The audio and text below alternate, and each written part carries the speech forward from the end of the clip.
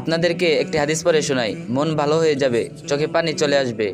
রাসূল সাল্লাল্লাহু আলাইহি সাল্লাম বলেছেন, আল্লাহ তাআলা বলেন, আমার এক বান্দা পাপ করে, তারপর বলে, ইয়া আল্লাহ, আমার অপরাধ মাফ করে দিন। তারপর আল্লাহ তাআলা বলেন, আমার বান্দা গুনাহ করেছে, এরপর বুঝতে পেরেছে তার এক রাব্ব রয়েছেন যিনি গুনাহের জন্য ক্ষমা করতে পারেন, আবার শাস্তিও দিতে পারেন। সে পুনরায় পাপ করে আর বলে, ও আমার রব, আমার গুনাহ মাফ করে দিন।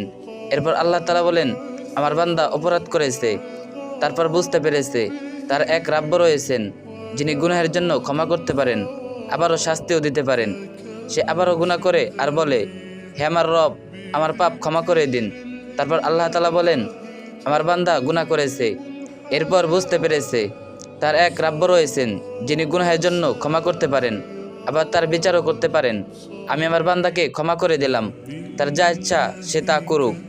যতবার মন দিয়ে পড়ি, অনুভব করি, চোখ ভিজে আসে, এত মহা অনুভব মালিক আমার। এমন মালিকের দাস হবার সৌভাগ্য কজন মানুষের হয়? এত মহৎ, মহান আর স্নেহময়, ক্ষমাশীল তিনি। তোমার ফিরে আসার অপেক্ষায় আছেন তিনি। তবু কি তুমি বুঝবে না, ফিরবে না? নিজের গুনাহকে, নিজেকে এত বড় ভাবছো কেন?